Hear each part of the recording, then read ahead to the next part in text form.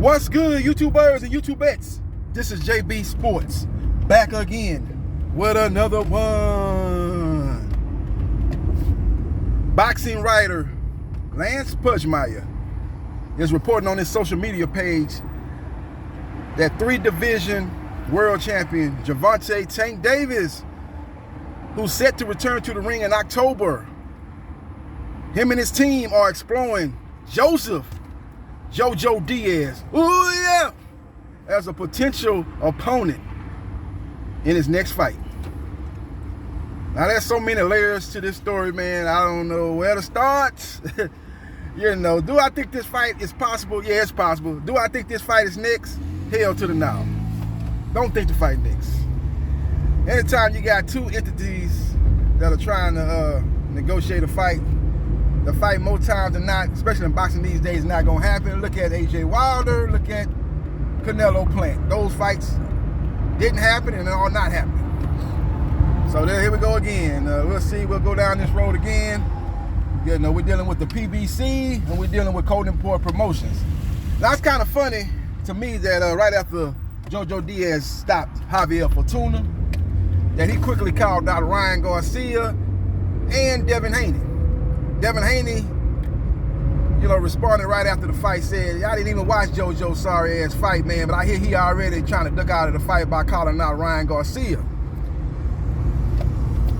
And JoJo Diaz, responded and said, shut your goofy ass up. Let's fight in November, pussy. That's what he called him. Yeah. Excuse my language, ladies and gentlemen. So it looked like everybody like, oh man, shit, JoJo Diaz, he about that smoke. He about that life.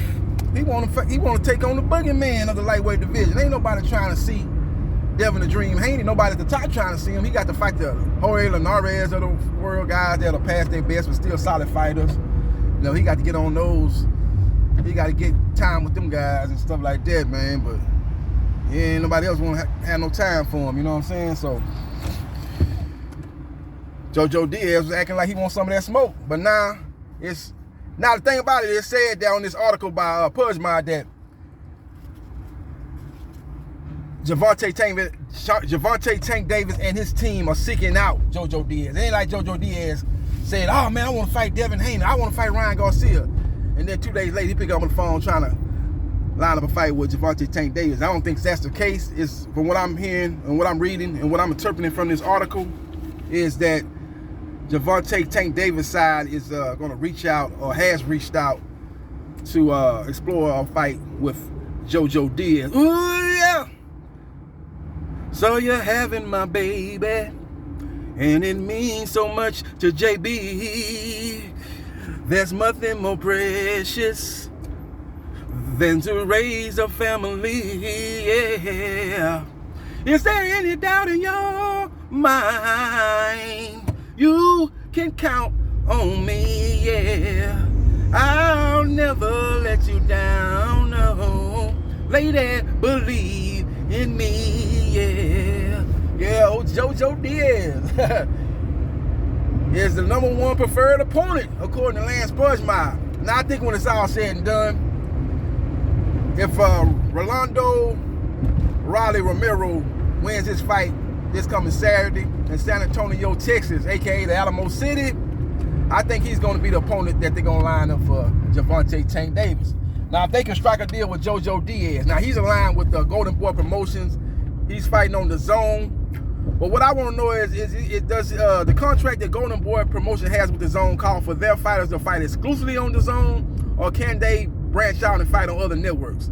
Because to this day, I haven't seen Ryan Garcia fight on another network. I ain't seen, who else?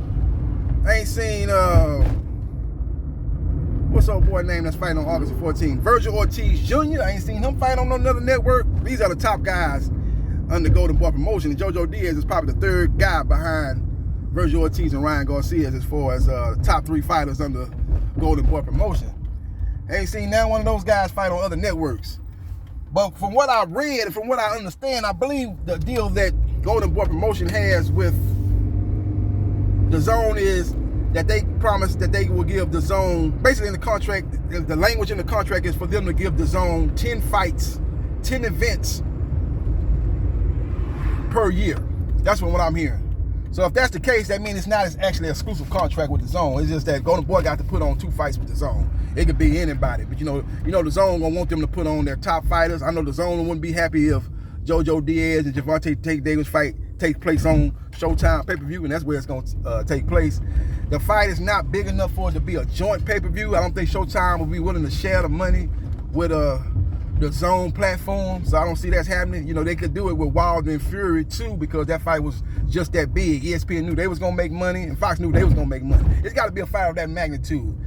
You know, then again, then on top of that, it was a heavyweight fight, a heavyweight title fight. So heavyweights always move the needle in boxing. That's what carries boxing. When boxing is at its best, is when the heavyweight division is the hot division in boxing. You know, look at back in the 70s with Muhammad Ali. That was boxing back then. Boxing probably was the #1 sport. It was over football, NFL, Major League Baseball, and NBA. When Muhammad Ali was carrying, that was the #1 sport. But when the heavyweight division started falling off with the Klitschko era and stuff like that, even when Lennox Lewis was there, you know, it kind of fell off a little bit. It really fell off with the Klitschko brothers. But even when Lennox was there, it was still kind of big. You know, he was fighting guys like David Tua. He fought Mike Tyson, which was one of the biggest fights in boxing, in the history of boxing, for that matter. So it had its ebbs and flows, man, but pretty much it never reached the pinnacle like it was in the 70s when Muhammad Ali was reigning supreme in the heavyweight division. With that being said, Gervonta Tank Davis has reached out to JoJo Diaz. Ooh, yeah! To possibly see if they can make that fight happen in October, right around Halloween. Now, Deontay Wilder versus Tyson Fury 3 is slated to take place October 9th. That's not the official date. That's not the confirmed date, but that is the rumored date. That is the most likely date for that fight to happen. So we will see, once that becomes official, where will Gervonta Tank Davis pay-per-view fall in line. It'll probably fall in line, you know, toward the end of October, if I'm to believe what he did last time. He fought October 31st. That was a Saturday on Halloween. October 31st fall on a Sunday. Maybe they do a Sunday night pay-per-view like they did with Floyd Mayweather Jr. versus Logan Paul, or maybe they fight October 30th, that Saturday night. So we will see what happens. We will see what transpires. But that would be an interesting matchup. JoJo Diaz is a big lightweight. I don't know how the hell he was making 130. He's a big lightweight. He's bigger than Javier Fortuna, who has fought at 140 pounds in a previous fight versus Adrian Granados. I thought Fortuna would be the bigger guy. I think it even surprised Fortuna how big JoJo Diaz was. He's talking about maybe going back down to 130 to fight Jamil Herring or Oscar Valdez. Kill that noise, JoJo. Ooh, yeah. You can't make no 130, man. Big as you is, man, you big for 135. I noticed when he fought Gary Russell Jr., he was much bigger than Gary Russell Jr. going into that fight. I just thought he just probably needed to move up to 130. But that guy's actually a big 135er, big lightweight. So the size difference will be in JoJo Diaz's favor, even though Gervonta has fought at a higher weight at 140 pounds. I think even if they go up to 140 and fight him, if he made JoJo go up to 140, I think JoJo still would probably be the naturally bigger guy, man. He's a big lightweight. So I think his pressure will give Gervonta Davis some problems. Like Santa Cruz was able to give him some problem with his pressure, but I think ultimately JoJo Diaz don't have the power, don't have the superior technical ability over Gervonta Davis, even though I think he's a solid technical fighter, but he's not on the level of Gervonta Tank Davis. I think Gervonta Tank Davis has the higher boxing IQ, as JoJo Diaz gets emotional sometimes in fights and starts trying to get out there and street fight at times. If he tries to do that with Gervonta Tank Davis, he could play an ultimate price of getting a knockout of the year, because Gervonta will slip one of those wild punches, come up with an uppercut, and sleep him like he did Leo Santa Cruz. But it will be a good fight. The trash talk leading up to the fight will be good. Both guys have great personalities. JoJo Diaz will sell the hell out of that fight. He'll talk trash to Gervonta Tank Davis, and we'll see if the fight actually get made. I'm not holding my breath that the fight gets made.